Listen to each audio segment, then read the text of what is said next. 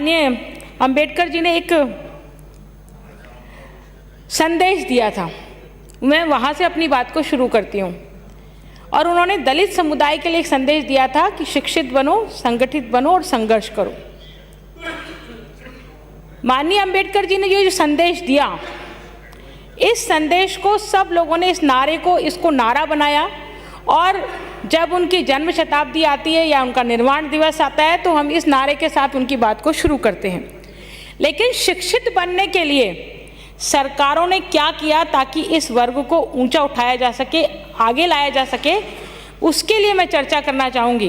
क्या किया 70 साल से, 72 साल से, 75 साल से जिस पार्टी ने शासन किया इस देश में, क्या वो शैक्षिक स्तर को ऊंचा उठाने के लिए, इस वर्ग के शैक्षिक स्तर को ऊंचा उठाने के लिए कुछ विशेष व्यवस्थाएं कर सका क्या? नहीं किया। सरकारी स्कूल जहां पर टीचर नहीं, आज भी ये समस्या है, 75 सालों बाद भी आज ये समस्या है, जहाँ टीचर नहीं है, जहाँ स्कूल के भवन नहीं है, जहाँ पानी पीने की व्यवस्था नहीं है, जहाँ शौचालय नहीं है और जहाँ बच्चों का नामांकन नहीं है, जिन स्कूलों में टीचर ना हो, ऐसी स्कूलों में क्या इस वर्ग के बच्चे जाकर के हम ये अपेक्षा कर सकते हैं क्या कि वो उन बच्चों के समकक्ष खड़े हो जाएं जो स्वर्ण समाज से आते हैं या वहाँ से आकर के स्कूल में पढ़ते हैं? माननीय सभापति महोदय, मैं बताना चाहती हूँ क्योंकि मुझे बहुत दुख होता है जब कोई व्यक्ति ये कहता है कि आप तो आरक्षण के कारण से आ गए हैं, आप में तो योग्यता ही नहीं है, आप में तो कुछ करने की क्षमता ही नहीं है।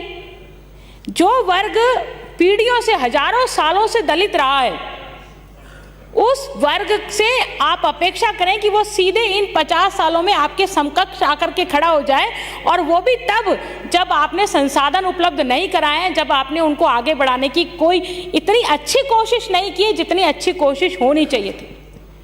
10 गुना कदम हम आगे बढ़ाते तब जाकर के हम समाज में समरसता कायम कर सकते थे, तब जाकर के हम समाज में सबको बराबरी पर ला करके खड़ा कर सकते थे।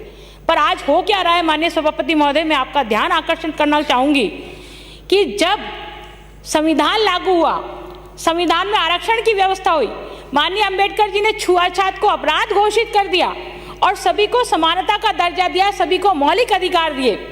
लेकिन उस समय हमारे समाज की परिस्थितियाँ क्या थी? उस समय हमारे समाज की परिस्थितियाँ ये थी कि जातिवाद के नाम से आधा समाज तो पिछड़ा था और आधा समाज अग्रणी था।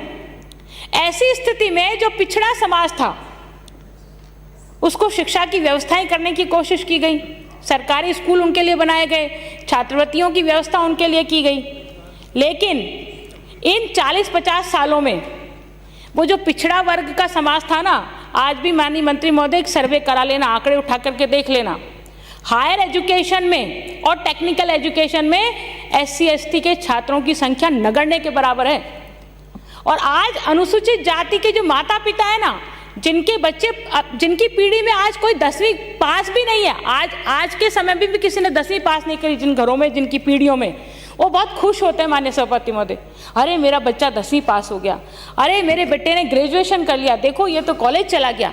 लेकिन उस बेचारे माँ बाप को ये पता नहीं कि आज का सिंपल ग्रेजुएशन उसके बच्चे का भविष्य नहीं बना सकता, क्योंकि आज जो व्यावसायिक शिक्षा की आवश्यकता है, जो टेक्निकल शिक्षा की आवश्यकता है, उस तरफ उसका कदम नहीं उठ सकता। एक ब्राह्मण का बच्चा जब पैदा होता है ना, तो वो माँ से संस्कार लेके आता है, घर में वो मंत्रों को सीख करके आता है। और जब एक अनुसूचित जाति के परिवार में बालक पैदा होता है ना, तो दिन भर की रोजी रोटी का मशक्कत करते हुए, और उसको पता नहीं होता है कि वो जो घर में बोलने वाली चीज़ है और स्कूल में बोलने वाली चीज़ है, उनमें कितना अंतर है। इसलिए माननीय सभापति महोदय आपसे निवेदन करूंगी, मंत्री महोदय से निवेदन करूंगी, मंत्री महोदय इस बात में मत पड़िएगा कि बीजेपी ने क्या किया और कांग्रेस ने क्या किया। ये करिएगा कि आने वाले समय में और हम 4 गुना गति से इसको कैसे आगे बढ़ा सकते हैं। अभी सभी माननीय सदस्यों ने बात करी प्रमोशन में रिजर्वेशन की। माननीय अध्यक्ष सभापति महोदय, आपके माध्यम से माननीय मंत्री महोदय का ध्यान आकर्षित करना चाहूँगी कि जो अनुसूचित जाति जनजाति के वर्ग से जो भी पढ़े लिखे आ रहे हैं अभी और नौकरियों में लग रहे हैं, अधिकतर लोगों का ये रहता है कि सरकारी नौकरी में चले जाएं तो जीवन सुरक्षित हो जाएगा। लेकिन जो पढ़ा लिखा व्यक्ति है वही नौकरी में आरक्षण प्राप्त कर सकता है। नौकरी में आरक्षण दूसरा तो जो पढ़ा लिखा नहीं है वो तो प्राप्त नहीं कर सकता। तो इतने वर्षों तक 70 वर्षों तक जो पढ़े लिखे थे, अब पढ़े लिखे कितने थे? यदि 16% ऐसे मैं अपना समाप्त कर रही हूँ, बस ये बता करके समाप्त कर रही हूँ कि जो 16% आरक्षण है वो 16% में जो पढ़े लिखे लोग थे उन्हीं को मिला है, 100% को अभी भी नहीं मिल रहा है। तो शिक्षा की व्यवस्था नहीं करेंगे तो 100% को नहीं मिलेगा। फिर जब 100% को आरक्षण नहीं मिल रहा, वो नौकरियों में नहीं जा पा रहे हैं, तो बाकी के लोग क्या कर रहे हैं? बाकी के लोग कर रहे हैं मजदूरी का काम कर रहे हैं, कैटरिंग का काम कर रहे हैं, सफाई का काम कर रहे हैं, छोटे छोटे कामों में लगे हैं, बुनकर का काम कर रहे हैं। तो ऐसे छोटे छोटे काम में लगे हुए लोग भी समाप्त करें, जीवन स्तर अच्छा उठा सकें, वो भी कोई काम धंधा कर सकें, क्योंकि अनुसूचित जाति के लोग रिस्क लेने में माहिर नहीं है, वो रिस्क नहीं ले सकते, उनको डर लगता है क्योंकि उनके पास छोटी पूंजी होती है, थोड़ी पूंजी होती है। वो सोचते हैं ये यदि मैं बिजनेस करने वाला हूँ और बिजनेस करते हुए मेरी पूंजी मेरे को नुकसान हो गया तो मैं इसका क्या करूंगा, मेरा तो बचा बचाया भी खत्म हो जाएगा।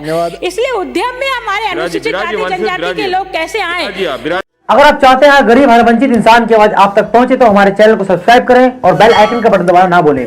देखते रहिए बहुजन हलचल न्यूज।